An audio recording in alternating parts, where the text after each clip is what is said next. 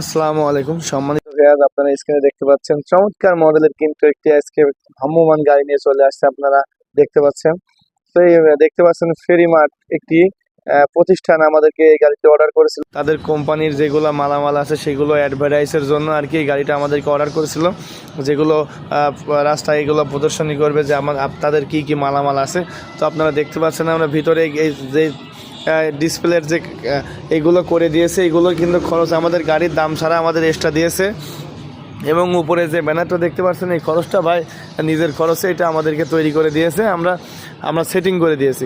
আমাদের গাড়ি কিন্তু ব্যাটারি সহ অল কমপ্লিট আমরা দাম নিয়েছি 2,20,000 টাকা।